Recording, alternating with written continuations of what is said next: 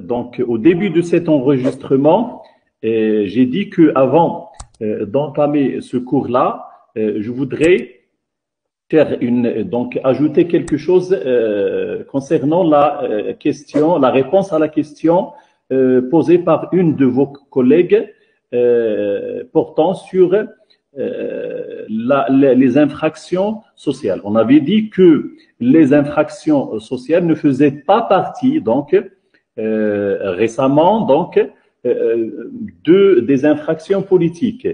Et on a défini donc les infractions sociales comme étant des infractions qui ne visent pas à donc établir des changements, à modifier, à transformer le régime politique existant, donc ou bien à donc porter atteinte aux institutions donc de l'État, mais ces infractions, ils visent le changement, établir des changements sur le côté et sur le plan social, d'accord?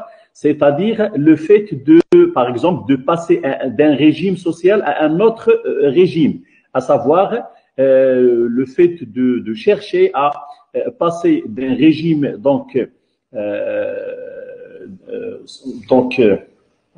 capitaliste à un régime ou bien libéral à un régime socialiste. Donc, toutes les infractions commises dans ce cadre-là, donc, sont appelées des infractions sociales. Et du coup, les auteurs de ces infractions ne bénéficiaient pas des avantages accordés aux auteurs des infractions politiques. Pourquoi? Parce que donc on avait constaté à l'époque, dans le temps bien sûr, surtout après les révolutions déclarées, donc produites en Europe, surtout la Révolution française. Donc on avait constaté que ces infractions, donc ils à la stabilité et à la stabilité de la société, et aussi elles donc constituent une grande menace aux libertés individuelles. C'est pour cela qu'on a exclu ces infractions, ce type d'infraction, quoi qu'il se rapporte donc d'un côté ou d'autre aux infractions donc politiques, mais on avait décidé de les séparer et de pas faire bénéficier les auteurs de ces infractions des avantages accordés aux auteurs ou bien aux criminels politiques. C'est bon? Donc maintenant on va passer à l'étude et donc de ce cours d'aujourd'hui. Donc, ce cours, et après qu'on a fini l'étude des classifications des infractions, soit selon leur gravité, c'est-à-dire selon l'infraction, son action, donc appliquée par la loi aux infractions données, selon leur gravité, ou bien selon l'élément matériel, donc infraction instantanée, infraction continue, infraction d'habitude et ainsi de suite, ou bien selon la nature de l'infraction. Et on a cité donc trois types dans ce cadre-là: l'infraction politique, l'infraction de droit commun, d'accord, vol, escroquerie, abus de confiance, abus donc d'influence et les autres, viol et ainsi de suite, d'accord, blanchiment d'argent, toutes ces infractions, ils relèvent du cadre des infractions de droit commun. Et on a un autre type d'infraction qui est les infractions militaires, d'accord. Donc après ces distinctions, et après l'étude de ces différentes infractions, ces différents types d'infractions et les conséquences qui résultent de ces donc distinctions, maintenant on va passer à l'étude des éléments constitutifs de l'infraction. Il faut savoir tout d'abord que avant donc qu'on parle, ou bien pour qu'on puisse parler d'une infraction au sens juridique, il faut qu'elle soit constituée de 3 éléments. Premièrement, on a l'élément légal, ce sont les dispositions légales qui incriminent et qui sanctionnent cet acte commis par une personne ou bien plusieurs personnes. On a aussi l'élément matériel, c'est-à-dire donc l'acte matériel commis par l'auteur de l'infraction, et l'élément moral, c'est la question de l'imputabilité donc de cet acte à la personne ayant commis cette infraction, c'est-à-dire la volonté et l'intention, principalement l'intention et aussi et la volonté de commettre l'infraction. Donc, pour qu'il y ait infraction, il faut remplir ces 3 conditions, à savoir l'existence de l'élément légal et aussi l'élément matériel ainsi que l'élément moral. D'accord? On va commencer par l'étude de l'élément légal de l'infraction. C'est bon? Vous m'entendez? Faites-moi un signe, s'il vous plaît, parce que je ne sais pas si vous m'entendez ou non. Très bien, très bien. Alors, on va commencer par, dans ce chapitre premier, par l'élément légal de l'infraction. Donc, qu'est-ce que l'élément légal? Al-rukn al-qanouni en arabe. Al-rukn al-qanouni li al-jarima. Eh bien, j'ai dit tout à l'heure que de façon simple, on peut le définir comme étant la disposition de la loi qui incrimine et sanctionne cet acte commis, c'est-à-dire la qualification et aussi l'interdiction par la loi adressée bien sûr aux citoyens et à toutes les personnes existant sur le territoire d'un pays donné de commettre tel ou tel acte. D'accord? Donc, selon donc à la base de cet élément, un comportement pour qu'il soit sanctionné par les juridictions, par le juge, doit être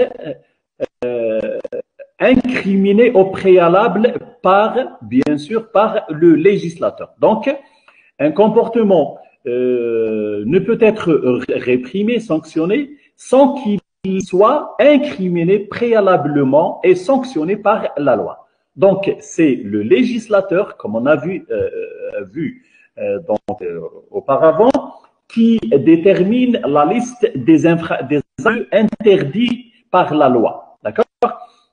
En principe, pas tous les actes sont interdits. D'accord? Il y a des actes qui ne sont pas interdits et qui même peuvent donc avoir des conséquences mauvaises, néfastes, plus ou moins sur les personnes ou bien sur les relations entre les personnes. Je vous donne un exemple, le fait de mentir comme ça, de façon sans que ce mensonge puisse pousser une personne à présenter ou bien à remettre des choses contre son gré. D'accord? Donc, le mensonge tout court n'est pas incriminé, quoique il est interdit par les mœurs et aussi par la religion. Donc, en général, pas tous les actes sont incriminés. Donc, il y a une liste des actes incriminés dont on a parlé pendant la première séance et que cette liste est établie préalablement, c'est-à-dire avant, par le législateur.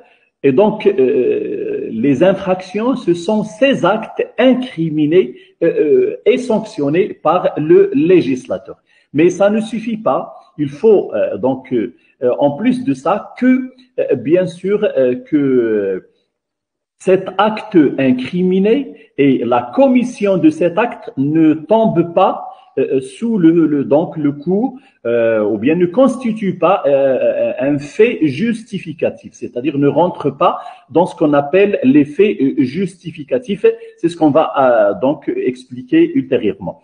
Donc les faits justificatifs, c'est en arabe, c'est al-asbab, al-tabrir ou al-ibaha. Il y a des faits qui sont donc réels, donc de fait, c'est-à-dire en réalité, ils constituent des infractions. Mais du moment qu'ils sont commises dans des circonstances dont on va parler bientôt, donc cette incrimination devient donc autorisée ou bien s'estompe, c'est-à-dire cette incrimination, donc, elle disparaît puisque l'auteur a commis cet acte même, donc, quoique incriminé, mais dans le but, par exemple, de se défendre ou bien donc d'exécuter un ordre provenant de la loi ou bien de son supérieur pour un fonctionnaire et ainsi de suite. Dans ce cas-là, donc, on parle de faits justificatifs. C'est ce qu'on va expliquer tout à l'heure.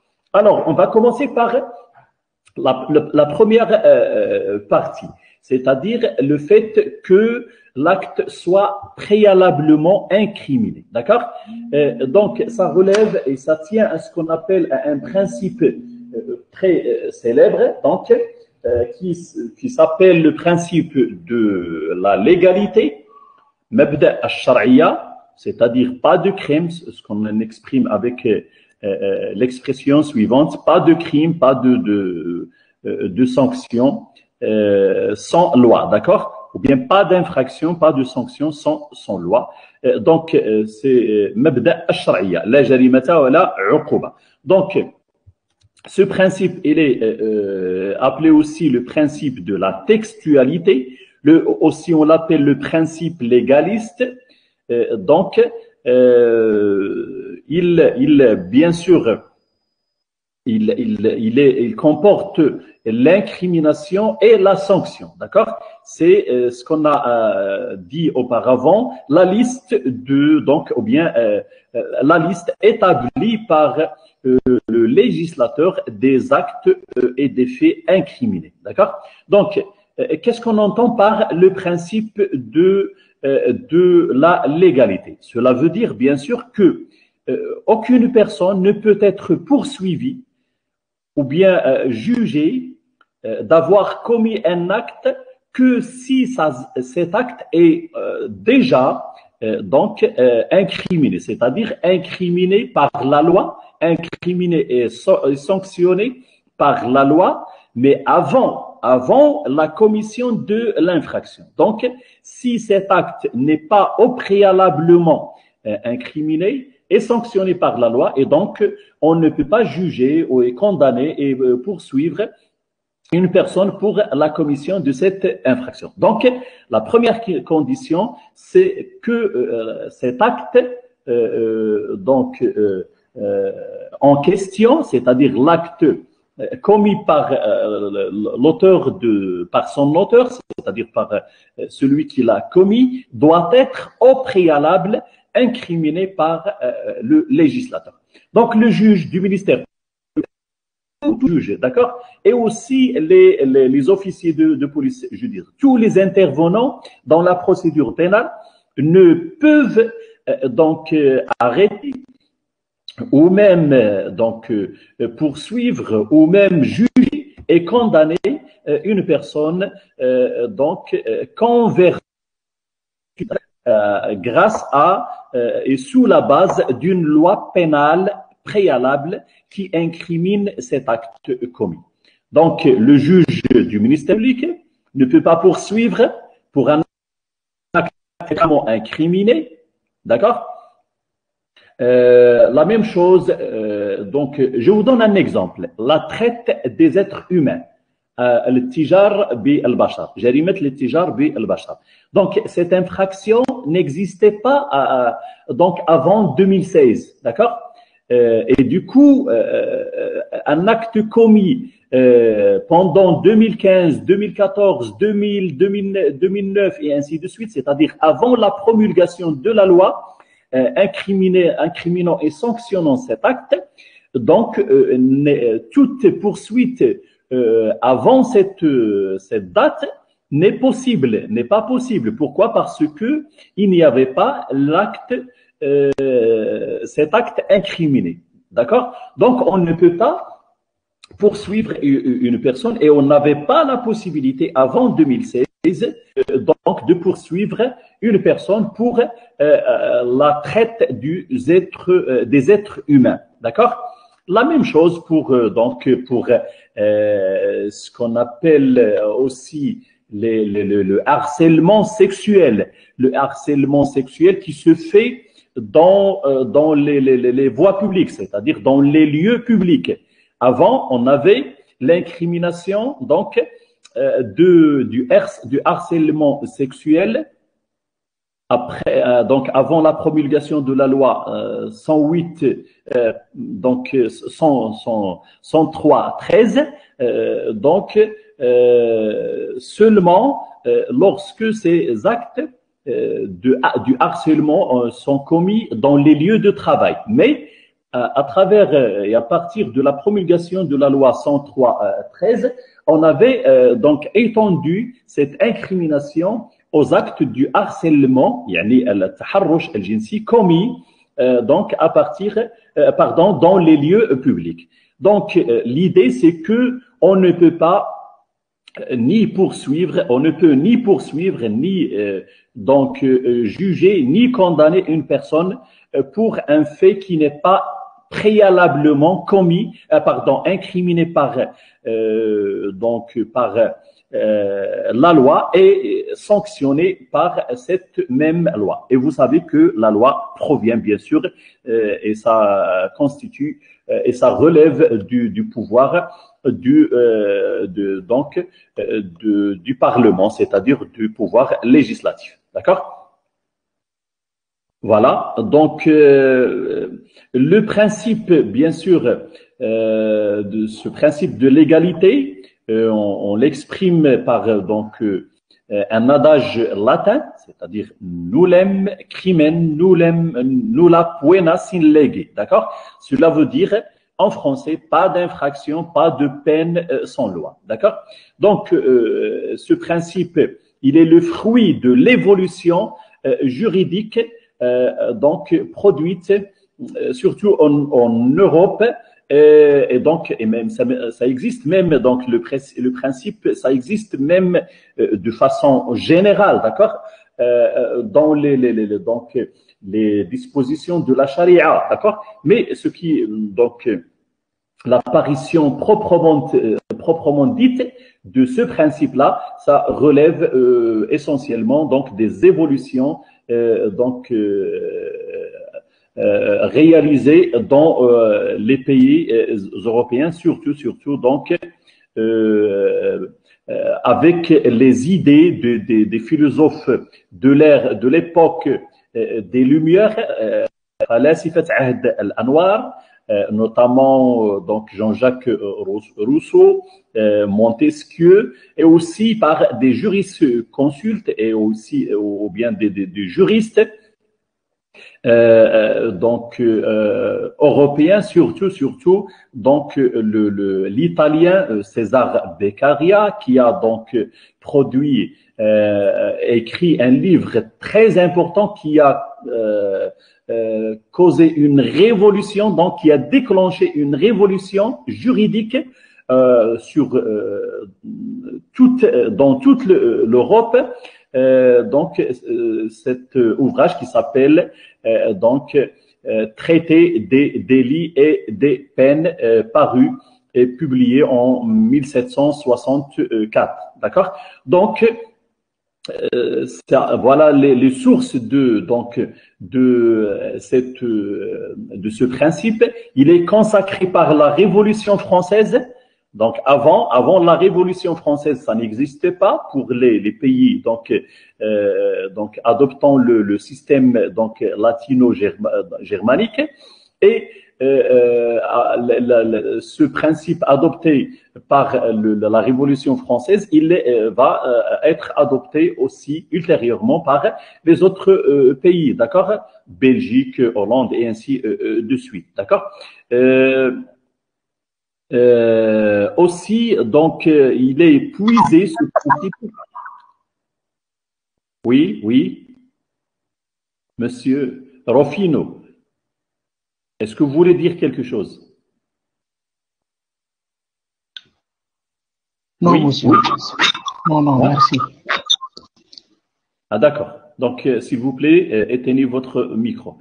Alors, ce principe aussi, il est donc puisé par le législateur marocain, bien sûr, des conventions internationales auxquelles le Maroc a adhéré, notamment donc la Déclaration universelle des droits de l'homme, datant de 1948, surtout l'article 11 donc de cette déclaration. On a aussi le pacte international concernant les droits civils et politiques, l'article العهد الدولي الخاص بالحقوق المدنية والسياسية. Ce sont des conventions مواثيق دولية auxquelles le législateur marocain a donc adhéré, c'est-à-dire il les a ratifiées, il les a signées et ratifiées. Et la ratification, يعني المصادقة en arabe, de ces déclarations et de ces pactes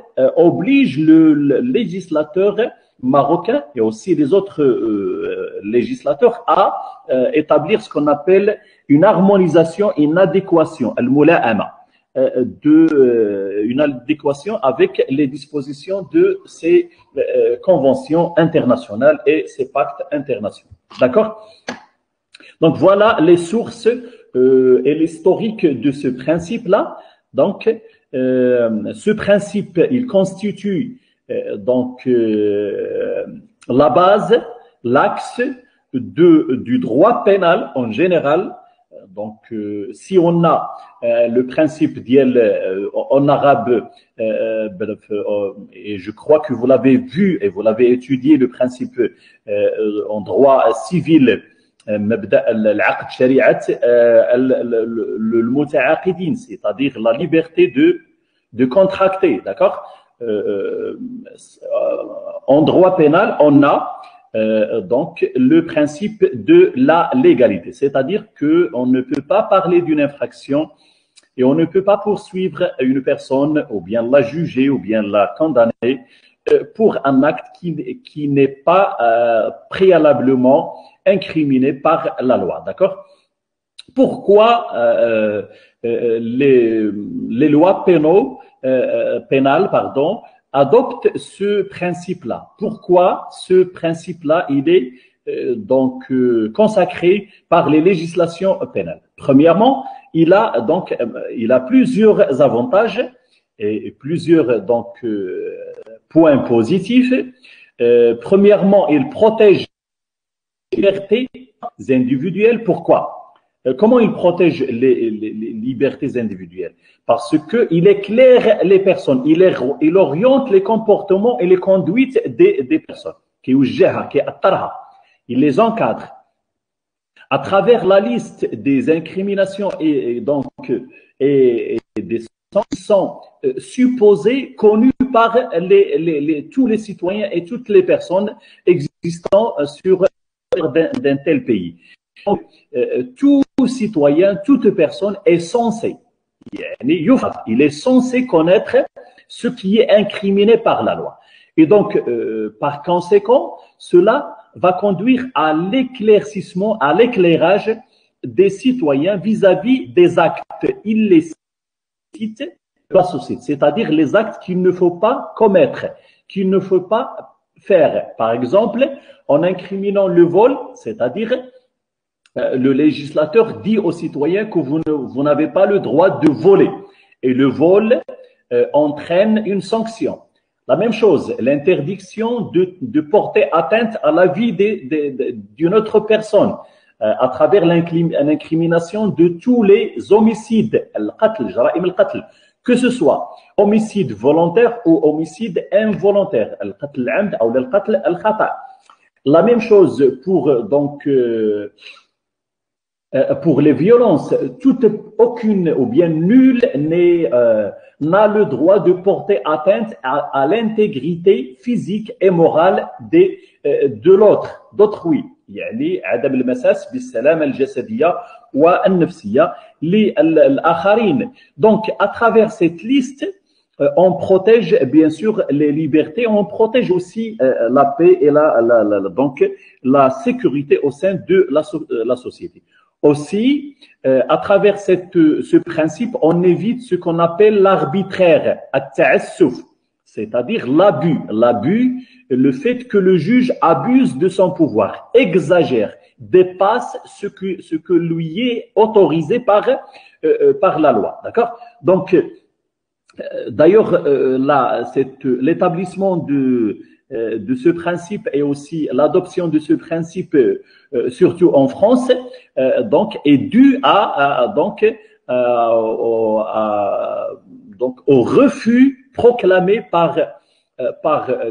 premièrement les philosophes et les penseurs français vis-à-vis des comportements des juges qui sévissaient avant l'époque avant la Révolution française. D'accord? Donc, cet abus de pouvoir exercé par le juge avant la Révolution française, qui à la fois il était un juge et aussi un législateur, c'est-à-dire il avait ce pouvoir avant la Révolution française datant de 1789. Donc avant cette époque-là, le juge il pouvait lui-même incriminer l'acte, c'est-à-dire jouer le rôle du législateur et en même temps sanctionner. Donc, cela a causé beaucoup de dégâts et aussi a constitué une grande menace aux citoyens. Et les citoyens n'avaient pas donc cette sensation de sécurité juridique. C'est-à-dire, ils ne savaient pas ce qui est interdit. Peut-être ils seront donc surpris par une poursuite auquel ils ne faisaient pas attention. D'accord? Donc voilà ce qu'on peut dire, le fait d'éviter l'arbitraire du juge pénal. Donc à travers ce principe légaliste, le juge pénal ne peut pas poursuivre et ne peut pas juger une personne pour un acte qui ne constitue pas une infraction, d'accord? Et aussi parmi les qualités et aussi les avantages de la consécration de ce principe, on a la protection bien sûr de la société et le renforcement de sa cohésion, d'accord? Pourquoi? Parce que à travers cette liste d'incriminations, on protège les valeurs défendues par la société. Par exemple, le fait de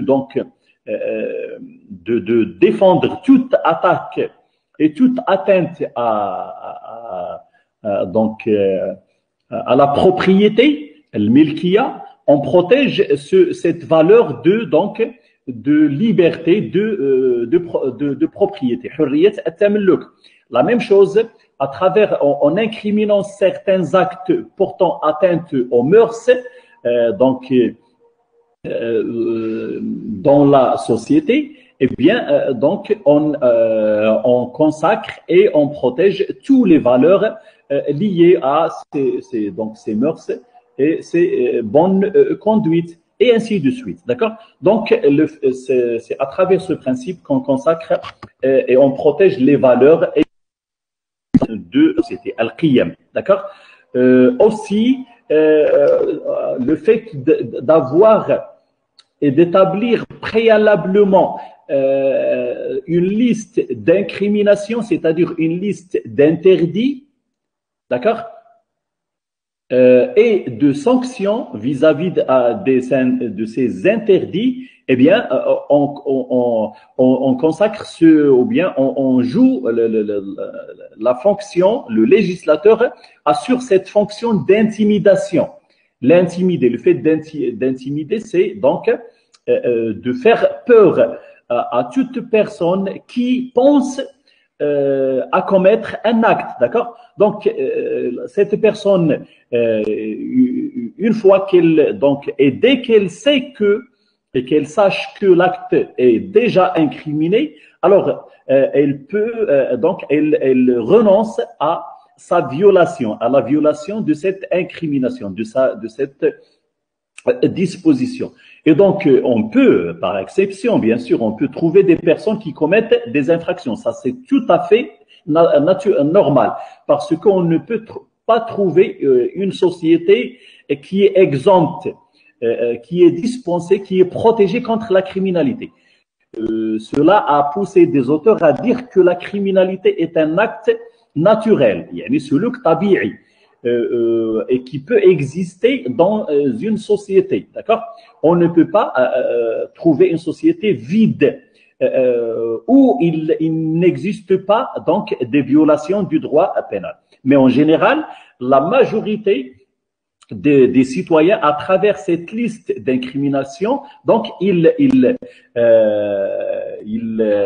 oriente, il encadre et aussi il adapte leur comportement conformément à ces incriminations et ces sanctions. C'est ce qu'on appelle l'intimidation collective, c'est-à-dire que cette intimidation, cette interdiction est adressée à tous les citoyens, à toutes les personnes existant sur le territoire de ce pays. Aussi, on a l'intimidation individuelle, d'accord? Qu'est-ce qu'on entend par intimidation individuelle? Eh bien, le fait donc de faire peur, de menacer la personne ayant commis ou bien pensant à commettre une infraction, donc par cette incrimination et la sanction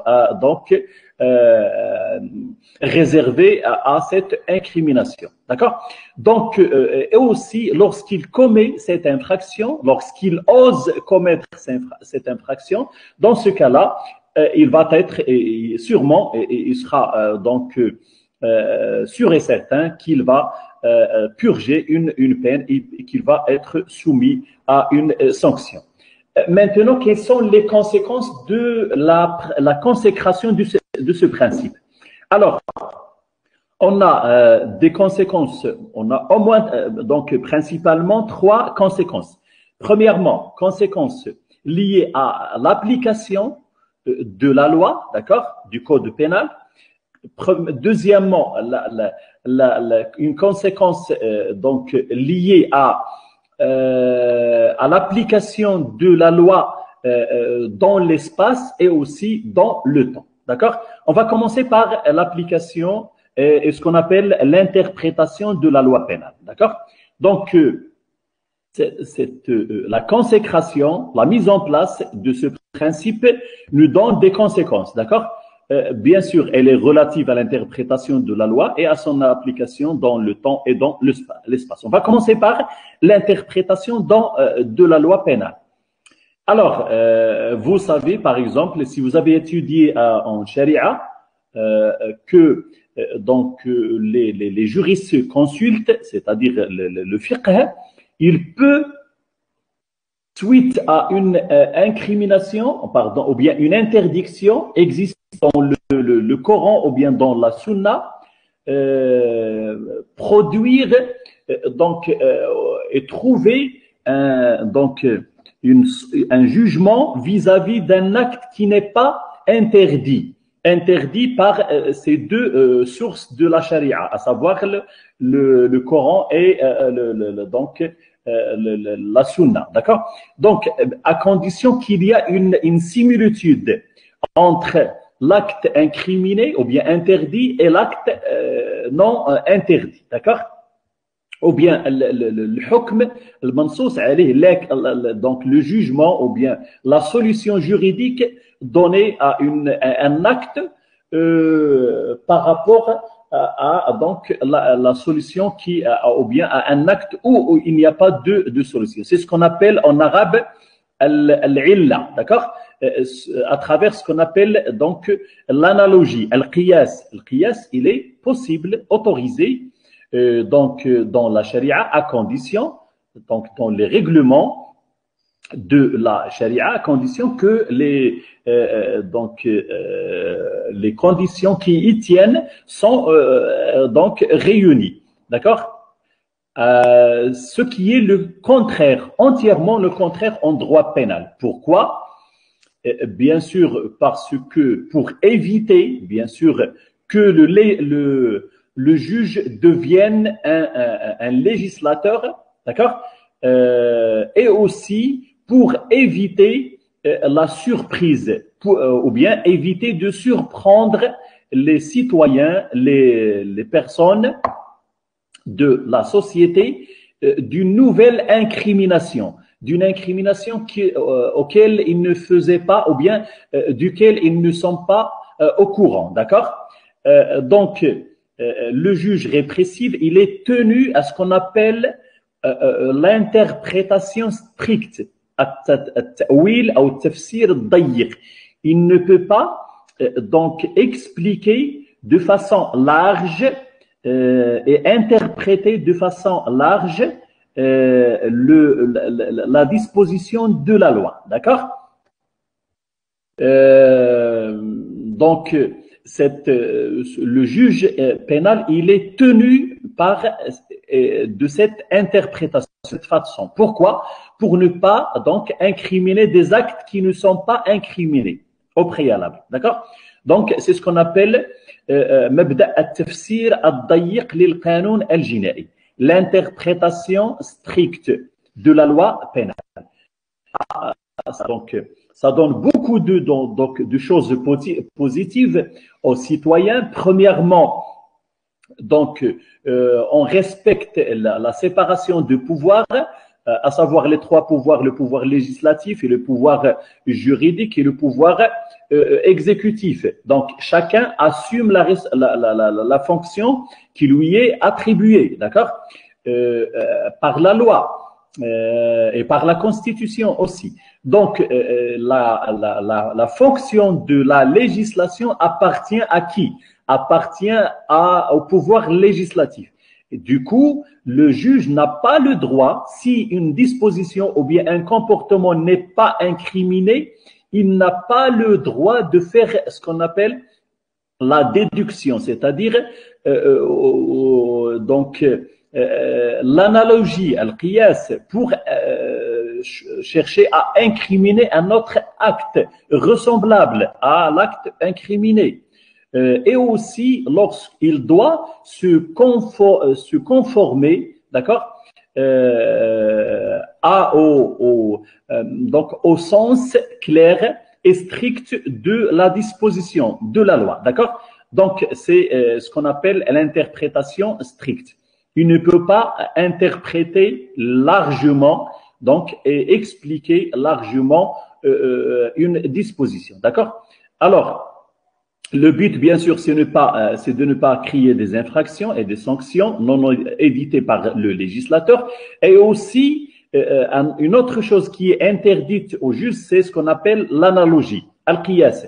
Donc, l'analogie, on en a parlé, on l'a expliqué, c'est le fait de faire une comparaison, d'accord, d'un acte non incriminé avec un acte incriminé qui lui ressemble. Et donc, du fait de cette comparaison, le juge pénal déduit l'incrimination de cet acte. Cela est interdit en droit pénal. C'est ce qu'on appelle l'analogie, al-qiyas. لا يمكنه أن يقيس فعلا غير مجرم على فعل مجرم كما هو الشأن في الشريعة الإسلامية. بالنسبة للأحكام ديال الشريعة الإسلامية يمكننا نقوموا بالقياس. بالنسبة للفقهاء المجتهدين في إطار الاجتهاد كنلجؤوا إلى ما يسمى بالقياس، والقياس هو une source de législation, d'accord, مصدر من مصادر التشريع، d'accord, une source de légifération, d'accord. Mais ça n'est pas donc autorisé en droit pénal. Donc le juge pénal, il lui est interdit, bien sûr, pour les actes non incriminés par la loi, quoique ces actes sont similaires et ressemblent et au même donc s'approche beaucoup, donc ça s'apparente beaucoup aux actes incriminés, d'accord. Voilà donc la conséquence, la première conséquence liée à la consécration de cette interprétation de la loi pénale. Eh bien, premièrement, on a donc l'interdiction de ce qu'on appelle l'interprétation large, c'est-à-dire il faut se conformer à l'interprétation stricte, et aussi on a l'interdiction de l'analogie. D'accord? Alors,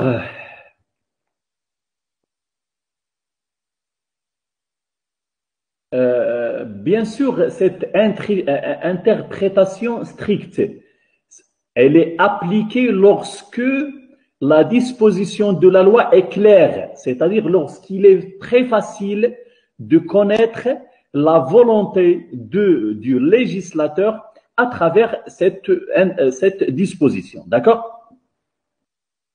Mais lorsque la loi ou bien la disposition de la loi n'est pas claire, elle est confuse, d'accord? Est-ce que, donc, dans ce cas-là, le juge ne peut pas arriver à découvrir et aussi à connaître la volonté du législateur? Et du moment qu'il est obligé de juger, de trancher, de connaître, de statuer sur donc l'affaire lui étant soumise, et donc sinon il va tomber sous le coup de ce qu'on appelle le déni de justice, inkar al-adala, qui est une infraction. يعني القاضي يجب عليه أن يبت في القضية. D'accord? وإلا سوف يتابع بجريمة إنكار العدالة. Donc, si il se confronte à une disposition qui n'est pas claire, d'accord, qui est confuse, vis-à-vis de laquelle il n'arrive pas à découvrir, à connaître et à comprendre le sens que veut établir le législateur. Dans ce cas-là, on ne doit pas, bien sûr, renoncer à son travail, par le juge, bien sûr. Alors, il y a des solutions dans ce cas-là, je répète, lorsqu'il s'agit d'une disposition qui n'est pas claire, qui est confuse, d'accord? Il peut recourir à plusieurs moyens pour découvrir cette volonté du législateur. Parmi ces moyens, on peut s'inspirer de la volonté du législateur. Donc, il peut chercher, bien sûr, ce que veut dire, donc, faire un effort pour arriver à découvrir la volonté, donc, du législateur. D'accord? Il peut aussi, se baser de cette volonté pour lorsqu'il s'agit d'une disposition qui comporte des erreurs, pas des erreurs liées au sens, non, mais des erreurs liées à la langue, d'accord, et aussi à l'écriture, d'accord, le tapage de la disposition de la loi. Donc, pour rectifier les erreurs matérielles et grammaticales, le législateur peut recourir et se baser et s'inspirer de la volonté du législateur. Il peut aussi, donc, chez ce qu'on appelle l'esprit de la loi, Ruh al-Qanoun, lorsqu'il se trouve, bien sûr, devant ou bien face à un texte qui n'est pas précis, qui n'est pas clair, qui n'est pas confus, envers lequel il n'arrive pas à découvrir, bien sûr, le sens de ce texte. Et dans ce cas-là, il peut recourir à ce qu'on appelle l'esprit. يعني روح القانون ماذا يريد القانون أن ينص عليه. D'accord? أو ماذا يقصد القانون بهذا التجريم مثلا أو بهذا المقتضى. D'accord? Il peut aussi recourir à ce qu'on appelle les travaux préparatoires, الأعمال التمهيدية, c'est-à-dire tout le travail fait par les députés, les membres du Parlement, en étudiant le texte qui leur est soumis, le texte de loi pénale, bien sûr, qui leur est soumis pour l'examiner afin de passer au vote, يعني للتصويت عليه, donc pour le promulguer, من أجل pour l'adopter, من أجل الموافقة عليه. Il peut aussi recourir à l'histoire de la loi ou aussi au contexte socio-économique, donc encadrant, bien sûr, ou bien lié à cette disposition. Mais à condition, je répète, à condition que la loi ou bien que le texte soit obscur ou imprécis. S'il est clair, s'il est précis, et donc il doit l'interpréter littéralement. Ta'wil ou tafsir al-harfi, d'accord? Mais si le texte est confus, il n'est pas clair, dans ce cas-là, il peut recourir à ce qu'on appelle l'interprétation téléologique, c'est-à-dire le fait de recourir aux travaux préparatoires, à l'histoire de la loi, au contexte, à l'esprit de loi, et ainsi de suite. Voilà, donc voilà le premier principe, ou bien la première conséquence de l'application du principe et de la mise en place du principe légaliste, du principe de la légalité des infractions et des sanctions. En l'occurrence, l'interprétation stricte de la loi, d'accord? Ou bien l'interprétation stricte et aussi l'interdiction de l'analogie.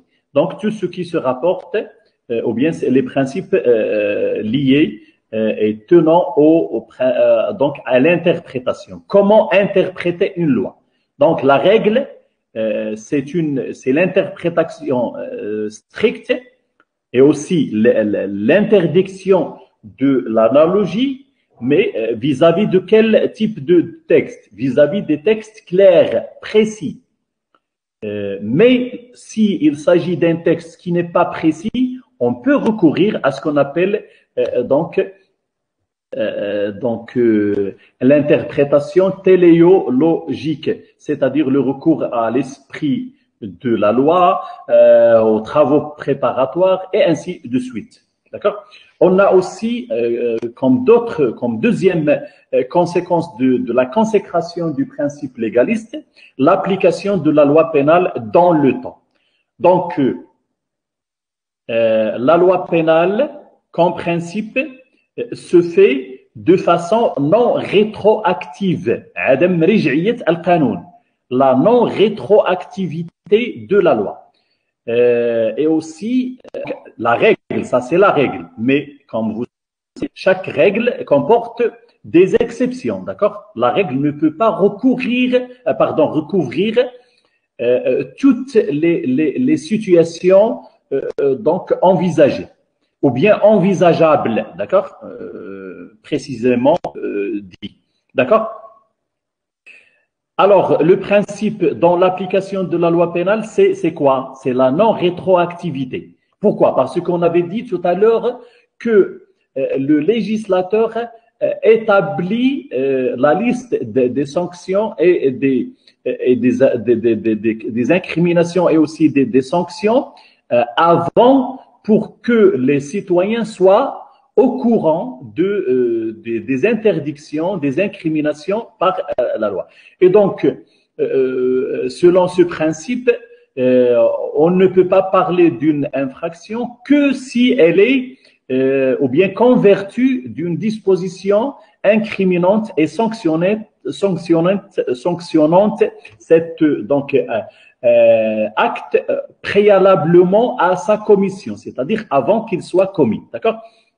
Pour éviter ce dont on a parlé tout à l'heure. Donc, le principe de la non-rétroactivité, il est prévu par l'article, par les dispositions donc de l'article 4 du Code pénal marocain qui dispose que nul ne peut être condamné pour un fait, pour un acte qui selon la loi en vigueur, la loi, yani le qanun le mutabbaq, au temps où il a été commis, ne constituait pas une infraction. Donc, aucune personne ne peut être condamnée donc مدانة ولا يعني معاقبة donc بفعل لم يكن وقت ارتكابه مجرما من طرف القانون. D'accord? Donc, selon ce principe et d'après ce principe, la loi pénale ne s'applique qu'aux infractions commises après son entrée en vigueur. Je vous donne un exemple pratique. D'accord? Imaginez donc, je reviens à cet exemple du traite, de la traite des êtres humains. Traite des êtres humains. Al-ittijar bil-bashar, hadi jarima. Vous allez le voir, espérons-le, en droit pénal spécial. Ittijar bil-bashar. Donc, cette loi, elle est promulguée en 2016, d'accord? Imaginez que l'acte de traite des êtres humains est commis en 2004. Dans ce cas-là, d'accord, cet acte qui est commis en 2004 ne peut pas tomber sous donc les dispositions de la loi de 2016, d'accord? Et pourquoi? Parce que la loi de 2016, elle est promulguée après la commission de l'infraction, d'accord? Datant de 2004. Je vous donne un autre exemple. Supposez et imaginez un acte donc de violence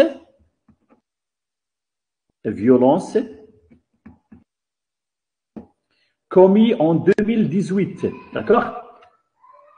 Un acte de violence commis en 2018 et donc cet acte elle est soumise aux dispositions du code pénal datant de 1962, c'est-à-dire donc les articles 401, 402 et suivantes du code pénal.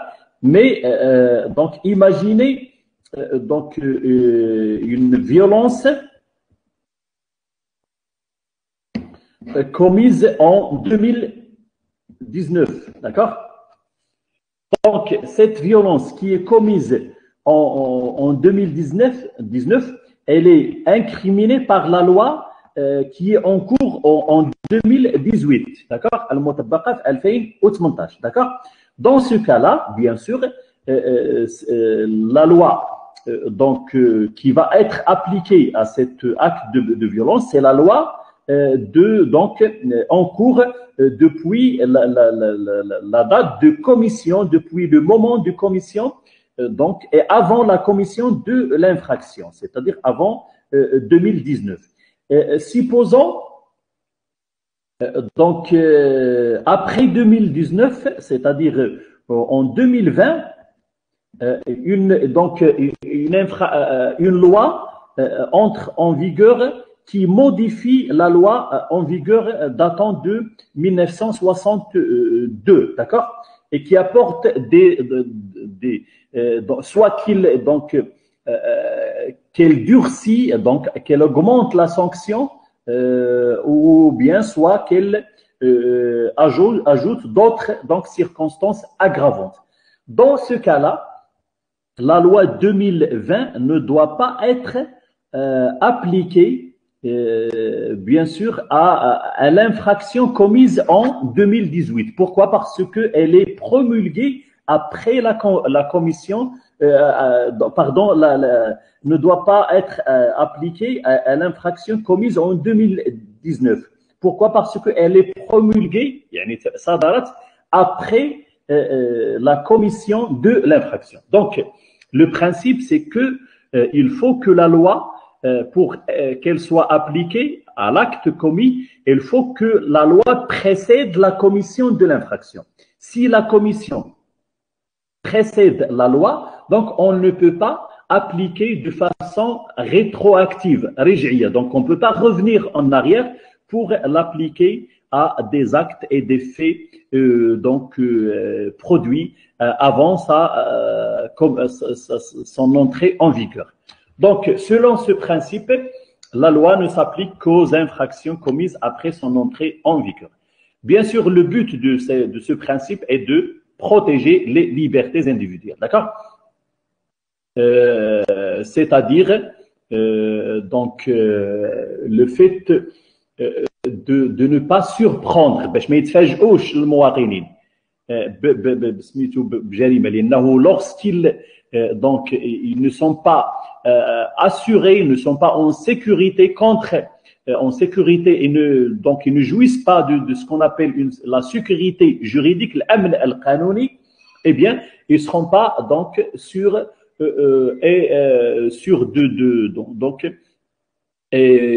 épargnés vis-à-vis de leurs libertés individuelles, d'accord? Ils seront surpris, d'accord? Alors, ça c'est le principe. Donc le principe c'est la non-rétroactivité. S'il vous plaît, retenez ça. Donc, et ne l'oubliez pas. Le principe, القاعدة هي عدم الرجعية. Donc ما يطبقش القانون بأثر رجعي. Mais القانون اللي كيطبق هو خصو يكون القانون اللي صدر قبل ارتكاب الجريمه ماشي اللي صدر بعد ارتكاب الجريمه. Mais on a des exceptions. Premièrement, donc il y a des exceptions vis-à-vis desquelles on applique la loi de façon rétroactive, c'est-à-dire الرجعيه. يعني نطبقها على القوانين التي صدرت بعد ارتكابها, d'accord? On a premièrement ce qu'on appelle la rétroactivité de la loi la plus douce, al-qanoun al-aslah lil-muttaham, la loi la plus douce, c'est-à-dire la loi qui apporte des dispositions favorables donc à la personne accusée, d'accord? Ou bien à l'auteur de l'infraction. Donc, ce principe il est prévu par le législateur dans l'article 6 du Code pénal qui dispose que lorsque plusieurs lois ont été en vigueur entre le moment où l'infraction a été commise et le jugement définitif, la loi, dans les dispositions les moins rigoureuses, c'est-à-dire les plus donc favorables, par conséquent, doit recevoir application. Je répète, lorsque plusieurs lois ont été en vigueur entre le moment de l'infraction, soulignez ça, le moment de l'infraction, et aussi, c'est-à-dire le moment de la commission, et le jugement définitif, d'accord, de cette loi, de cette infraction, il y a plusieurs lois qui sont en vigueur. Dans ce cas-là, donc, la loi la plus douce et par conséquent la moins rigoureuse, الأقل شدة والأصلح للمتهم, doit recevoir l'application. Je vous donne un exemple. Supposons un acte de viol commis en 2015, d'accord? 2015. Donc, ce viol, donc, il est encadré par la loi qui est promulguée avant 2015, c'est-à-dire la loi datant de 1962. Donc, c'est la loi et la disposition de la loi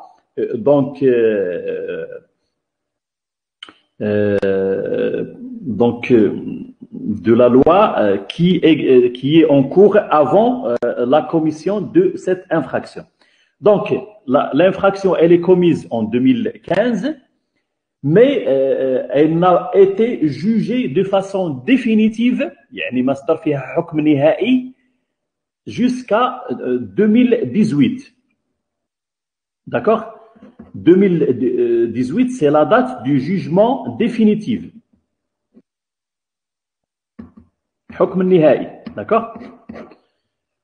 Alors, imaginez que, donc, après 2015, une loi, donc, qui donc, réforme et qui porte une modification à la loi courante, c'est-à-dire la loi datant de 1962 par rapport au viol, donc entre en vigueur en 2016. Mais cette loi, imaginez par exemple, le viol, il est sanctionné la date de la loi donc ديال 1962 ب 10 ans de réclusion. 10 سنوات سجنا. Alors que la loi datant de 2016, qui est promulguée avant le jugement définitif donné à cette affaire-là, d'accord? Ou bien au sujet de cette affaire. Donc, il réduit, il diminue la sanction pénale. Donc, il l'a réduit à 6 ans de réclusion ou bien à 5 ans, disons, d'emprisonnement. Dans ce cas-là, même si la loi datant de 2016, elle est entrée en vigueur après la commission de l'infraction qui date de 2005, donc même si cela, d'accord, en dépit de cela, et puisque cette loi, elle est promulguée avant que le jugement définitif vis-à-vis de l'affaire ne soit donné en 2018, et aussi en compte du fait qu'elle apporte des dispositions favorables à l'infraction, c'est-à-dire la diminution de la peine privative de liberté, eh bien, dans ce cas-là, cette loi, on l'appelle une loi douce, la loi la plus douce. La loi plus douce. Donc, cette loi, la loi plus douce ici, c'est la loi datant de 2016. Pourquoi? Parce qu'elle a diminué, elle a réduit donc la durée de la peine privative de liberté. Et aussi, en plus de ça, elle est promulguée en vigueur avant qu'un jugement définitif soit donné vis-à-vis de l'affaire. D'accord? Dans ce cas-là, on peut appliquer cette loi, quoique elle est promulguée et on après la commission de... D'accord? Donc, la première condition, c'est que cette loi soit donc entre en vigueur avant le jugement définitif de l'affaire ou bien de l'acte commis.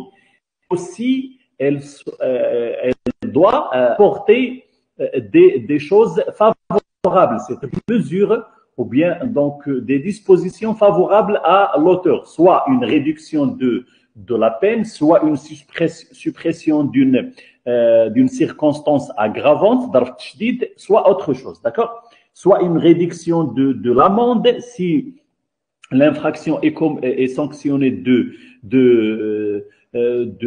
donc d'un emprisonnement en plus d'une amende et ainsi de suite. Donc, la loi la plus douce peut être celle en vigueur avant la commission de l'infraction ou bien après la commission, d'accord?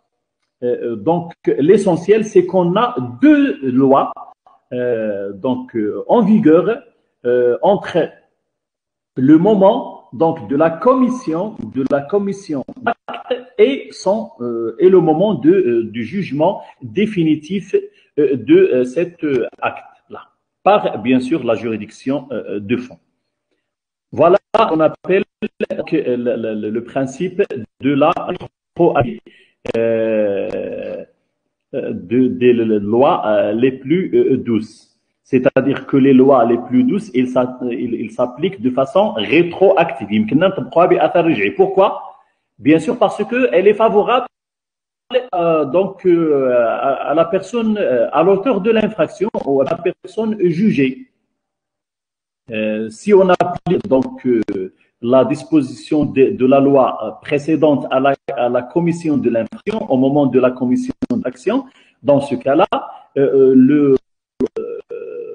la victime ne va pas bénéficier, l'auteur de l'infraction ne va pas bénéficier des dispositions de la nouvelle loi qui est en vigueur toujours avant le jugement définitif donné dans l'affaire.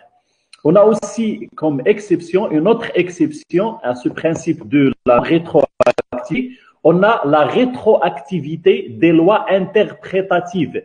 C'est quoi les lois interprétatives? Ce sont des lois qui expliquent une loi précédente, qui n'incriminent pas et qui ne sanctionnent pas. Il apporte seulement des explications. Et au moment qu'elle apporte seulement des explications, donc il n'incrimine pas et il ne sanctionne pas, on peut l'appliquer de façon immédiate, c'est-à-dire dès en vigueur, quoique l'infraction est commise avant sa rentrée en vigueur, d'accord, son entrée en vigueur. Donc le rôle de la loi interprétative est de préciser une loi antérieure, expliquer une loi antérieure, comme j'avais dit tout à l'heure. Elle ne pas de disposition apportant de nouvelles incriminations ou sanctions. Et donc, du coup, cette loi ne sera pas défavorable vis-à-vis de l'intérêt de l'infraction et de l'accusé. D'accord?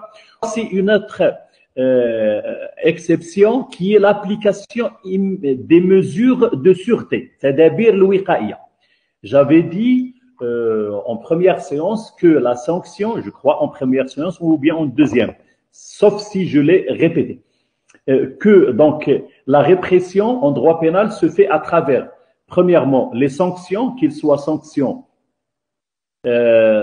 principales ou bien accessoires, et aussi à travers les mesures de sûreté, sanctions, mais ce sont des mesures prises vis-à-vis des personnes qui comportent ou bien qui constituent un danger éventuel vis-à-vis des citoyens et aussi de la sécurité de la société.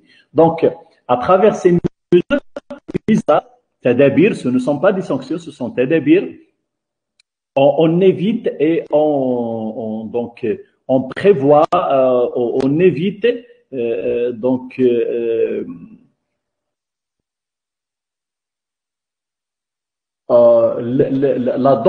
danger de cette, d'accord, c'est une façon donc d'éviter le danger imminent ou bien éventuel de cette personne-là, d'accord. Une façon aussi de prévenir ce danger. Donc, l'objectif, puisque l'objectif des mesures de sûreté, ce n'est pas de sanctionner l'auteur de l'action, mais de protéger la société contre le danger que constitue cette personne, cet auteur de l'infraction, eh bien, elles reçoivent l'application immédiate, d'accord? Pourquoi? Parce que il faut protéger la société contre les dangers que constituent les auteurs de l'infraction. Des fois, ces mesures ne portent pas atteinte à l'auteur de l'infraction. Mais si on ne le prend pas, on va donc exposer la sécurité de la société et aussi des citoyens au danger. D'accord? Donc, c'est pour cela que ces mesures-là, ils sont mis en place pour faire face à l'état dangereux que présente la personne ou l'auteur de l'infraction. Donc, et de ce moment-là, de ce fait-là, on l'applique de façon immédiate. Pourquoi? Parce qu'on ne sanctionne pas à travers les mesures. On protège la société, spécialement la société et les autres membres de la société. Par exemple, le fait d'interner une personne dont l'auteur de l'infraction, c'est-à-dire qui est d'une établissement de traitement psychiatrique مؤسسة لعلاج الأمراض الأنية. Le fait donc d'interdire ce qu'on appelle le fait de une personne donc souffrant d'une addiction à l'alcool ou bien donc une toxicomanie vis-à-vis de la drogue. Donc, dans tous ces cas-là, on met ces personnes comme mesure de sûreté dans un établissement de soins, donc de traitement. Donc, le but, ce n'est pas de sanctionner et de punir l'auteur de l'infraction, mais de protéger la société contre l'état dangereux de cette personne-là. Voici donc exception au principe de la non-rétroactivité, l'application immédiate des lois pénales, c'est-à-dire les lois processuales ou procédurales. Les lois de procédure. Donc, si les lois du fond, c'est-à-dire les lois qui incriminent et qui sanctionnent les lois du droit pénal général, ou surtout du droit pénal spécial, de fond, يعني قانون الموضوع s'applique de façon ne s'applique pas de façon rétroactive, eh bien les lois de forme, les lois liées, oui. Ah d'accord, le sang coupe. Ça revient à ce problème. Est-ce que vous m'entendez maintenant? Est-ce que vous m'entendez? C'est bon, mademoiselle Nisrine, c'est bon maintenant? Vous m'entendez? Ça marche? Très bien, très bien.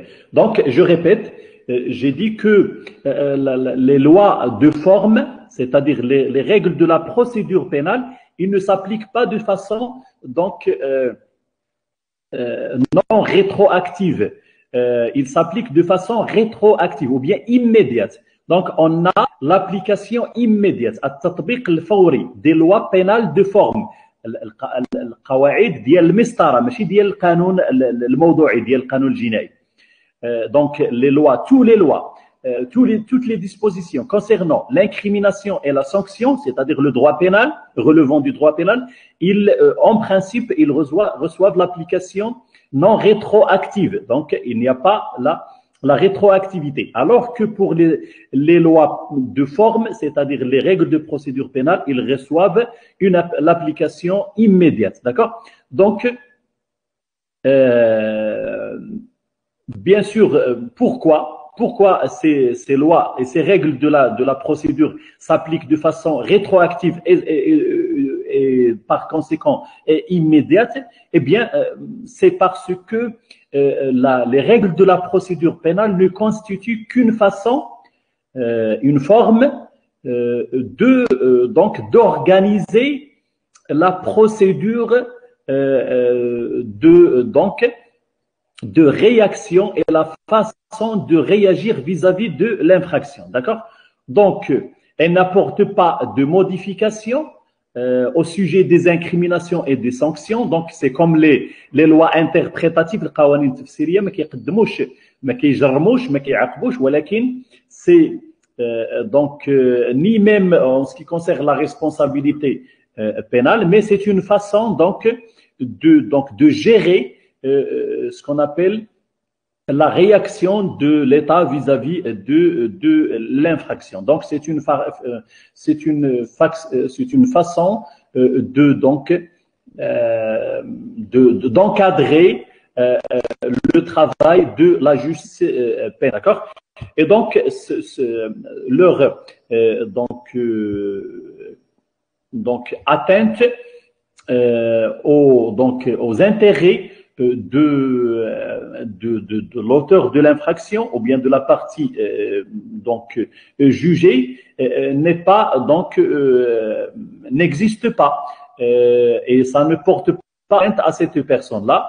Et dans ce cas-là, donc c'est les modifications apportées à la forme, c'est une façon de ce qu'on appelle, c'est une façon d'assurer une bonne administration de la justice pénale. يعني une administration efficace. C'est le fait de chercher l'efficacité, الفعالية فاش في الإجراءات ماشي في التجريم والعقوبة. Donc, ce qui ne peut, en principe, nuire aux intérêts de l'accusé. Et du moment qu'il ne nuise pas aux intérêts de l'accusé, donc il est possible de l'appliquer de façon donc rétroactive et de façon immédiate. Voilà donc ce qu'on peut dire de l'application de la loi pénale dans le temps, d'accord? On avait dit que la règle, c'est la non-rétroactivité des lois pénales, d'accord? C'est-à-dire les lois pénaux, les lois pénales ne s'appliquent pas de façon rétroactive, d'accord? Ils ne s'appliquent qu'aux actes commis après leur entrée en vigueur, c'est-à-dire après l'entrée en vigueur des lois. Mais ça n'empêche l'existence d'exceptions, comme on vient de dire tout à l'heure. Il y a premièrement, parmi ces exceptions, on a l'application de la loi sans rétroactive. C'est une loi qui apporte des dispositions liées à l'incrimination et à la sanction, favorables bien sûr, et dans l'intérêt de la personne jugée. Donc, lorsqu'il y a deux lois ou bien plusieurs lois en vigueur entre la commission de l'infraction, le moment de la commission et la date de la commission de l'infraction et la date de son jugement définitif, dans ce cas-là, on dit que la loi la plus douce. Mais si une loi plus douce est entrée en vigueur après qu'il ait donné une décision définitive, dans ce cas, on ne peut pas appliquer, faites attention, on ne peut pas appliquer de façon rétroactive cette loi. La condition essentielle, plus donc de l'existence de plusieurs lois, c'est que ces lois entrent en vigueur avant que la commission de l'infraction et aussi avant qu'une décision finale soit prise vis-à-vis de cette infraction par le juge pénal ou bien la cour pénale. D'accord? On a aussi l'application rétroactive des lois interprétatives, c'est-à-dire les lois explicatives d'une loi précédente.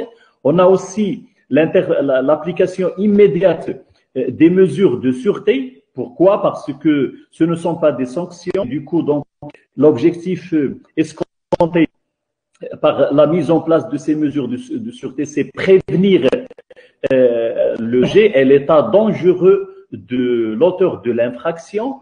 On a aussi l'application immédiate, de façon rétroactive, des lois de forme, c'est-à-dire les lois de procédure. On a dit que, en principe, ces lois de procédure ne servent qu'à une bonne administration de la justice pénale et l'auteur de l'infraction ne peut pas imposer à la justice et l'institution et à l'État la façon de gérer sa justice pénale à condition que ses droits de défense, droit procès équitable, lui sont assurés. D'accord? Voilà les exceptions du principe de la non-rétroactivité. Donc, مثلا إلا طرح سؤال وراه هذا راه تطرح راه غادي تلقاوه في سميتو pour avoir une bonne note وباش ما تبقاوش تحتجوا عليا وتقولوا لي راه الاستاذ راه ما دارش راه ظلمنا في النقاط وصدمنا والنقاط الى اخره. Donc les notes qu'ils ont ne sont pas à hauteur et ainsi de suite. Donc attention, répondez bien pour avoir une bonne note. Donc la question, si on vous demande de parler de l'application de la loi pénale dans le temps. Donc, il faut une introduction. Donc, parlant en général du principe de la légalité. Qu'est-ce qu'on entend par le principe de la légalité? Quel est son intérêt? Puis, passer à dire que, donc, selon, en application de ce principe, dans le temps, donc, on a un principe ou une règle générale qui est la non-rétroactivité, le principe de la non-rétroactivité de la loi pénale. Il faut expliquer qu'est-ce qu'on entend par la non-rétroactivité, c'est-à-dire le fait de ne pas appliquer la loi pénale à des actes commis avant son entrée en vigueur, d'accord? Avant que cette loi soit entrée en vigueur. Puis passer à l'étude et à la citation, bien sûr, avec l'explication, bien sûr, pour avoir une bonne note, des exceptions. Donc, on a le principe des lois explicatives. Il faut expliquer qu'est-ce qu'on entend par principe, par cette rétroactivité, qu'est-ce qu'on entend par les lois les plus douces, et ainsi de suite. Donc, voilà comment il faut répondre pour une bonne note que je souhaite à vous toutes et tous, bien sûr. Donc, moi, bien sûr, je vous promets que si vous répondez bien, eh bien, vous aurez de très bonnes notes. Donc, ça dépend de l'effort que vous faites et de la concentration dont vous faites donc preuve. D'accord? Alors, ça, c'est l'application dans le temps. On a aussi une autre application liée à ce principe de l'égalité. De la légalité, c'est l'application dans le temps, dans l'espace. L'application de la loi pénale dans l'espace. D'accord? Alors, il y a deux principes concernant l'application de la loi pénale dans l'espace, notamment le principe de la territorialité et le principe de la personnalité. Mais aussi, on a dans des situations bien données, on a donc d'autres principes qui interviennent et qui sont mis en place, notamment ce qu'on appelle l'universalité de la loi pénale et aussi donc le fait disons la matérialité donc de droit pénal. On va en donner quelques idées. D'accord? Commençons par le principe qui est la base, qui constitue donc la base de cette application de la loi pénale dans l'espace.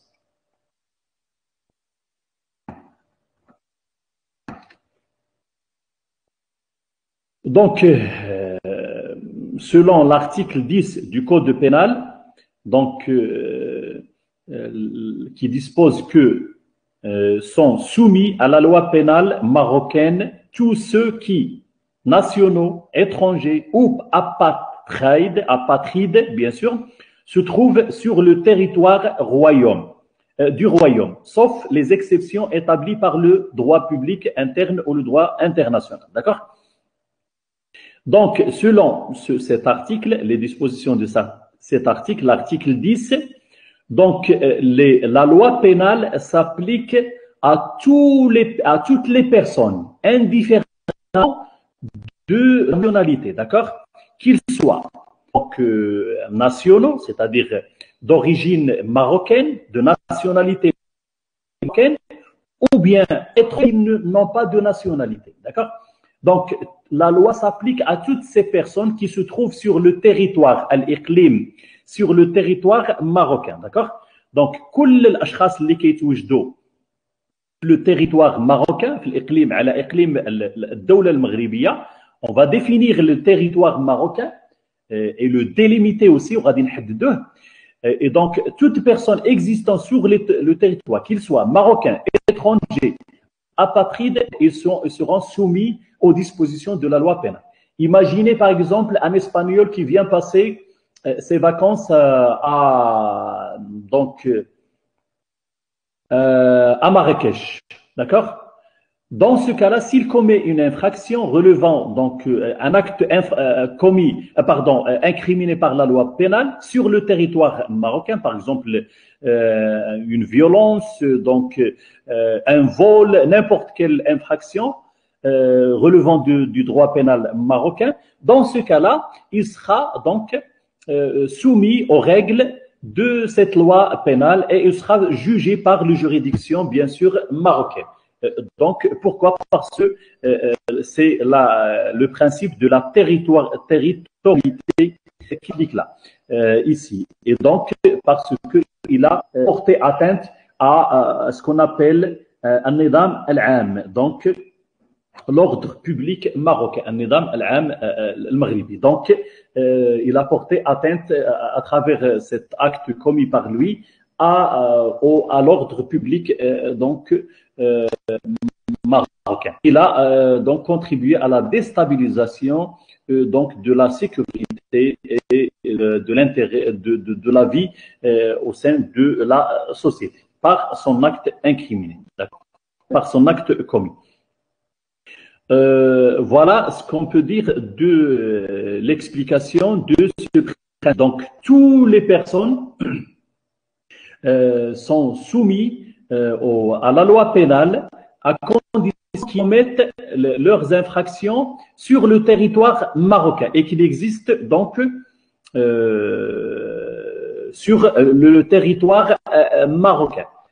Par exemple, si un Marocain part en France et il commet sur le territoire français un acte incriminé par le législateur français, donc il sera principalement jugé par donc les juridictions françaises parce qu'il a commis des infractions sur le territoire selon et en application du principe de la territorialité donc du droit pénal. C'est-à-dire que les tribunaux marocains sont compétentes il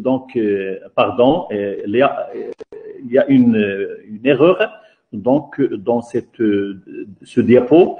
Un tribunal donc masculin marocain sont compétents, pas compétentes, excusez-moi donc de cette faute d'inattention. Donc ils sont compétents de connaître des infractions commises sur le territoire marocain sans considération, bisarfin nadar, abstraction faite bien sûr des nationalités des auteurs de cette action, qu'ils soient marocains, de nationalité étrangère, c'est-à-dire étrangers, ou bien qu'ils n'ont pas de nationalité, dont leur nationalité n'est pas connue. D'accord? Donc, toute personne, par exemple, les immigrés clandestins, à titre d'exemple, des personnes qui traversent le Maroc pour immigrer en Europe. D'accord? S'ils commettent des infractions au Maroc,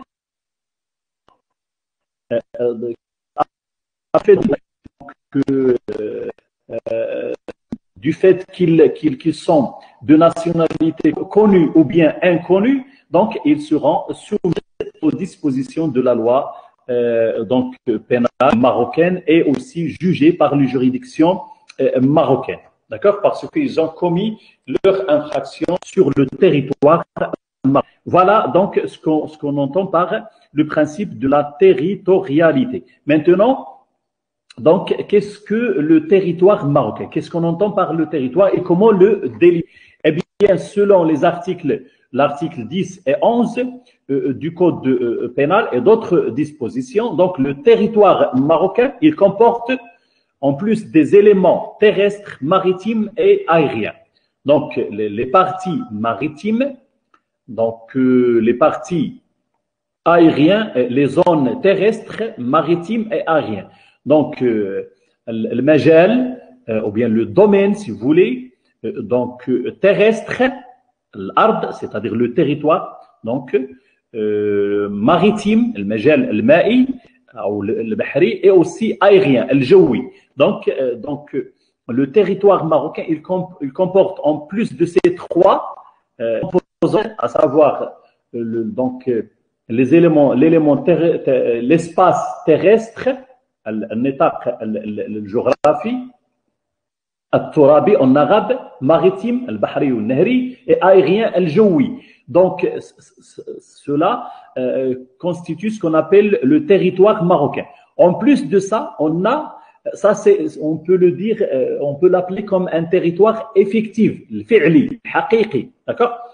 Et on a aussi donc d'autres composantes du territoire qui ne sont pas réellement donc considérées comme un territoire, mais du moment qu'ils font partie du Maroc ou bien d'un autre pays et qu'ils reflètent aussi la souveraineté de l'État marocain et des autres États, Siada, dans ce cas-là, on les considère comme donc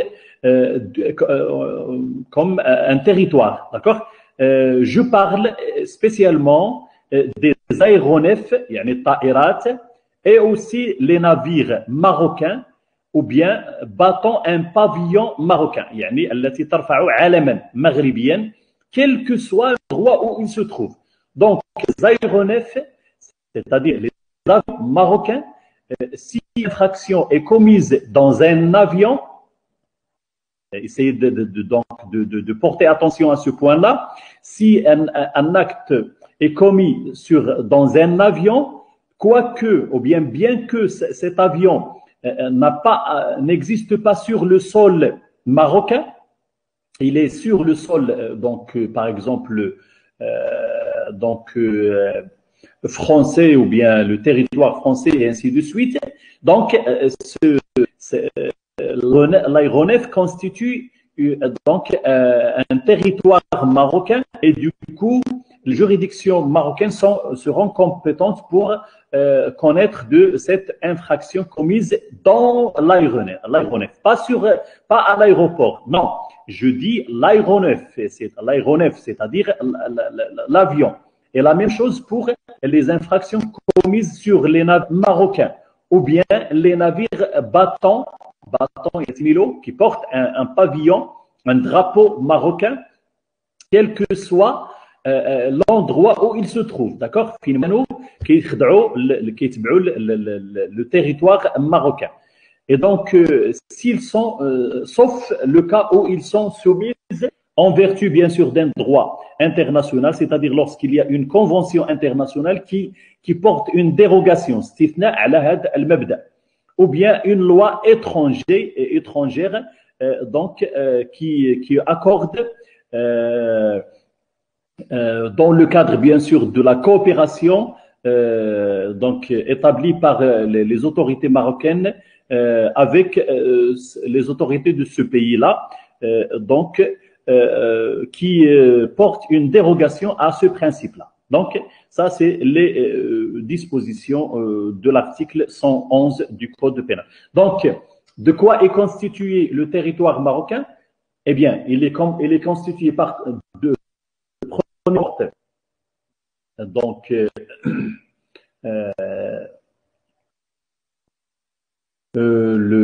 l'espace terrestre, maritime et aérien.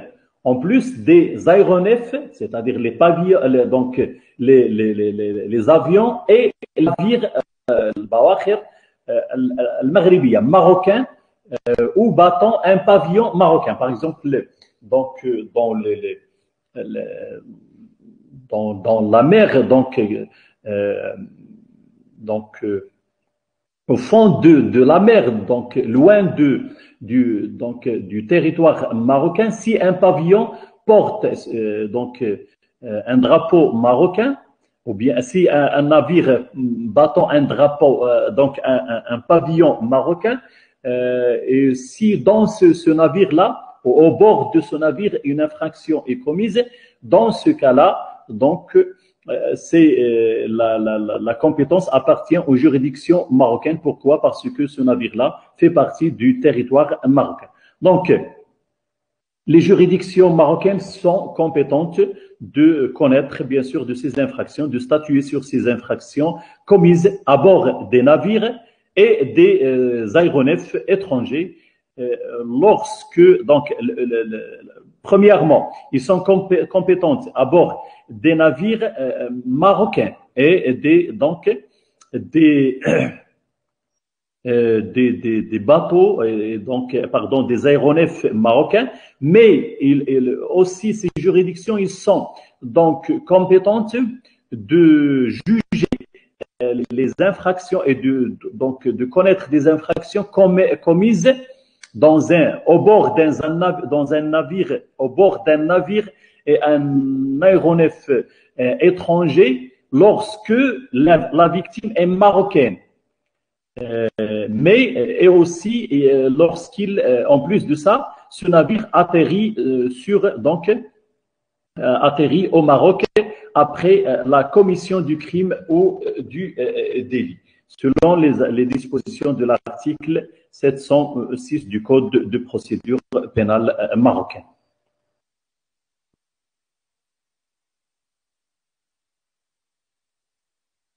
Alors, il y a des exceptions à ce principe-là. Donc, ces exceptions du principe au principe de la territorialité, donc viennent aux règles du droit, du droit public, surtout du droit public, et aussi d'un droit interne. Par exemple, pour le droit interne, l'article 43 de la Constitution donc dispose que le roi, donc la personnalité du roi, elle est inviolable, d'accord? Donc le roi ne peut être poursuivi donc par les juridictions marocaines. Et aussi les membres du Parlement, dans la limite des dispositions de l'article 64 du Code de la Constitution, c'est-à-dire lorsqu'ils commettent des infractions liées à l'exercice de leurs fonctions, c'est-à-dire dans le cadre des expressions qu'ils prononcent en exerçant donc soit dans un vote, soit donc d'une discussion d'une loi et ainsi de suite. Lorsqu'il provient d'un membre de Parlement dans l'exercice de ses fonctions et au sein du Parlement, par exemple, une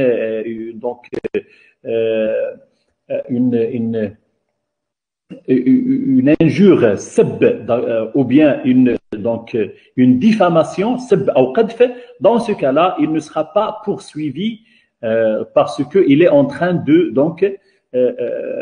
d'exercer ses fonctions. Mais à l'extérieur du Parlement, et donc à l'extérieur en dehors du cas de l'exercice de ses fonctions, s'il commet une infraction, eh bien il sera donc il fera l'objet des compétences de juridiction marocaine, et cette immunité, l'hasana, sera donc annulée. Il ne jouira pas de cette immunité. Donc il jouit de l'immunité, l'hasana al-barlamaniya, que lorsqu'il fait son travail, sa fonction de représentant des citoyens et de la Oumma dans le Parlement, au sein du Parlement. À l'extérieur, non, d'accord? Donc voilà une autre exception. Et aussi, selon le droit public externe, on trouve que les chefs d'État ne seront pas jugés par les juridictions marocaine, selon ce principe relevant du droit public, et selon le complément mutuel, le traitement mutuel, المعاملة بالمثل بين الدول. Ils sont les chefs d'État, ils profitent et ils jouissent d'une immunité diplomatique et politique. Aussi les représentants diplomatiques des pays. Les chefs de consulat, les consuls, et aussi les ambassadeurs, et ainsi de suite. Donc tous les représentants diplomatiques des pays étrangers donc ne seront pas jugées et donc ne seront pas soumises à ce principe de territorialité. C'est-à-dire lorsqu'ils commettent des infractions, ils ne seront pas sur le territoire marocain, ils ne seront pas jugés par le territoire, par les juridictions marocaines. On a aussi les membres de certaines organisations internationales, par exemple les membres de l'ONU, c'est-à-dire de l'Organisation des Nations Unies, et d'autres organisations donc qui profitent d'une une sorte de donc d'immunité dans ce cadre-là. Donc, s'ils commettent des infractions sur le territoire marocain, ils ne seront pas soumis à la loi marocaine et aussi aux juridictions marocaines. Voilà quelques exceptions donc à ce principe. Donc, voilà le principe de la territorialité. On a expliqué qu'est-ce qu'on entend par la territorialité, le principe de la territorialité. On a expliqué on a expliqué donc l'étendue de ce principe du territoire marocain et les exceptions. Maintenant, on passe donc ou bien, si vous voulez, on s'arrête là. Donc, on a trop parlé. Vous êtes fatigué. Moi aussi, je suis fatigué. On s'arrête là. On va expliquer dans la séance qui viendra, Inch'Allah, le reste de cette partie, c'est-à-dire le principe de la personnalité de la loi et les deux autres principes. Donc, on va l'expliquer prochainement, Inch'Allah. Je m'arrête là. Je vous donne un peu de temps pour poser des questions si vous en avez. Si vous n'avez pas compris quelque chose, donc je suis à votre disposition. Donc, à vous maintenant, la main est à vous, et cédez à vous pour poser vos questions, pour exprimer vos si vous n'avez pas compris quelque chose et ainsi de suite. Est-ce que vous m'entendez?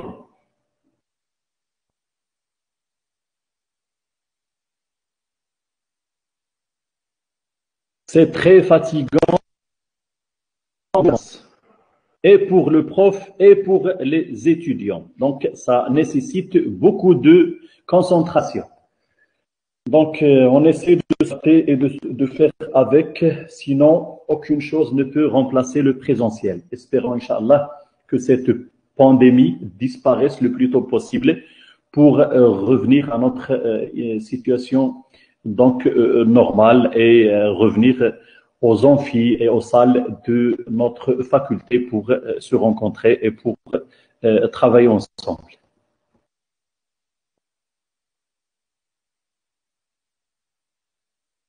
Vous pouvez activer vos micros si vous voulez exprimer vos questions donc oralement.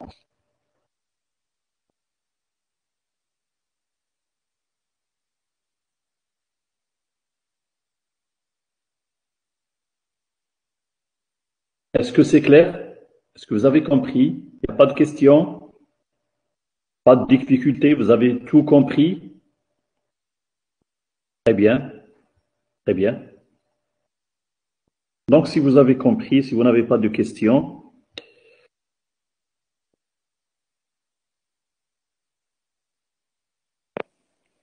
Oui. Monsieur, bonjour.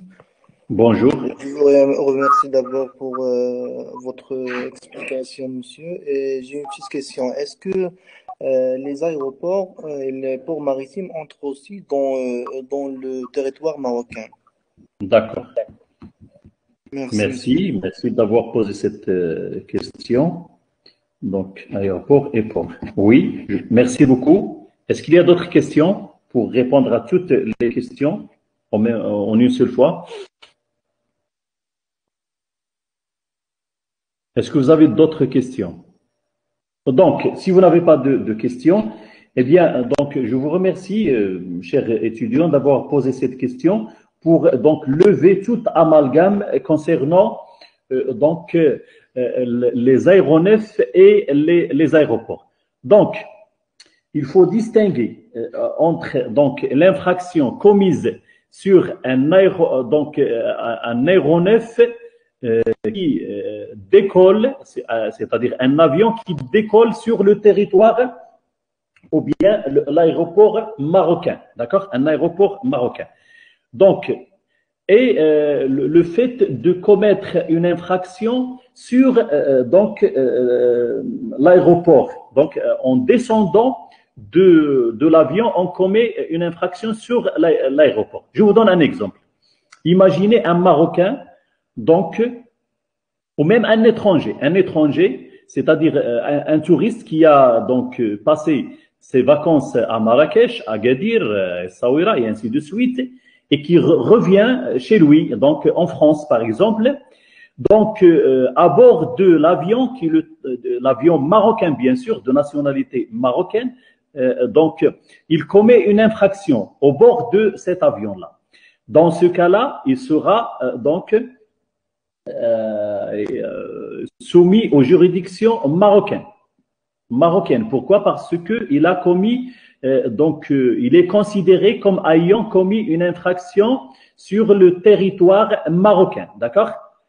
Mais si après, à l'arrivée en France et en sortant de l'aéroport, donc il commet sur l'aéroport français une infraction. Dans ce cas-là, il sera soumis il sera considéré comme ayant commis une infraction sur le territoire français, parce que l'aéroport français et les ports français ne font pas partie du territoire marocain, d'accord? Ce qui fait partie du territoire marocain, c'est le navire ou bien l'avion marocain, l'aéronef, d'accord? Donc, s'il commet ces infractions sur l'aéroport français, donc il sera soumis aux règles et de la loi pénale française et aux juridictions françaises. S'il la commet sur le territoire, dans le navire, au bord du navire marocain, dans ce cas-là, il sera soumis aux juridictions marocaines parce qu'il a commis une infraction selon le principe de la territorialité sur le territoire marocain, d'accord? Voilà. Mais imaginons le contraire maintenant. Imaginez, par exemple, un Français qui part en France, qui se dirige au Maroc, qui vient passer ses vacances au Maroc. S'il commet ces infractions sur un avion ou bien au bord d'un avion français, de nationalité française, dans ce cas-là, il sera soumis aux juridictions de quel pays? Bien, juridictions françaises. Pourquoi? Parce que le navire ou bien l'avion français fait partie du territoire français. Mais si ce navire accoste, ou bien cet avion atterrit sur l'aéroport marocain, dans ce cas-là, selon des décisions qu'on va expliquer, qu'on va voir après, Inch'Allah, du Code de procédure pénale, il sera considéré comme s'il avait commis cette infraction, bien sûr, sur le territoire marocain. D'accord? Donc, en principe, il l'a commis sur un territoire français parce que le navire fait partie du territoire français, mais s'il accoste ou bien il atterrit sur le territoire marocain, donc il sera jugé et la compétence des juridictions marocaines sera réalisée, d'accord? Il y aura ou bien les juridictions marocaines auront la compétence de poursuivre et d'arrêter et de juger cette personne qui atterrit à l'aéroport marocain, au port marocain, mais en dérogation à ce principe-là, pas comme règle principale. D'accord? Est-ce que vous avez compris, chers étudiants? Je ne me rappelle pas de votre nom. Donc, les aéroports et les ports, ils font partie du territoire marocain. Donc, c'est comme les autres parties terrestres du territoire marocain. Mais si l'infraction donc est commise au bord du navire ou bien d'un avion qui atterrit donc sur ce territoire-là marocain, dans ce cas-là, il faut faire la distinction entre un étranger qui commet cette infraction au bord d'un navire ou bien d'un avion étranger, ou bien l'infraction commise au bord d'un avion marocain. Si pour donc la première fois, le premier cas, il commet cette infraction au bord d'un avion étranger, dans ce cas-là, s'il n'atterrit pas sur le territoire marocain, il sera soumis aux juridictions donc étrangères. Mais s'il atterrit sur donc un territoire marocain, que ce soit un aéroport ou bien un port marocain, dans ce cas-là, et donc en exception au principe de la territorialité et selon les dispositions du Code de procédure pénale, il sera soumis aux dispositions aussi donc de la loi marocaine et aux juridictions et à la compétence des juridictions françaises. On va expliquer, ou bien étrangères, on va expliquer tout cela en détail lorsqu'on explique l'autre principe qui est le principe de la personnalité. Parce que dans ce cas-là, on va trouver donc deux principes qui entrent en concurrence. On a le principe de la territorialité et le principe de la personnalité. Pour comprendre ça, il faut comprendre bien et étudier et analyser, détailler le principe de la personnalité. D'accord? Alors ça, c'est ce qu'on va voir à la prochaine séance, Inch'Allah. Donc, si vous n'avez pas de questions, d'autres questions, on doit se quitter, Inch'Allah, on s'arrête là. Donc, avec bien sûr l'intention de poursuivre ces cours-là et donc prochainement, dans cette semaine, Inch'Allah, vous aurez une autre séance, d'accord? Donc, d'ici là, portez-vous bien. Je vous souhaite bonne ftour, bon appétit, bonne réussite et bonne chance, Inch'Allah. Et à cette prochaine séance, Inch'Allah. Au revoir, à bientôt.